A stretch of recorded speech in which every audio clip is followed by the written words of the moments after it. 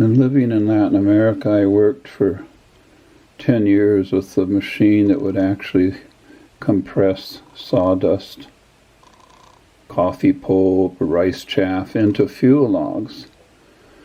But because the cost is not subsidized by the government, people could not use these fuel logs, or they couldn't afford them for cooking.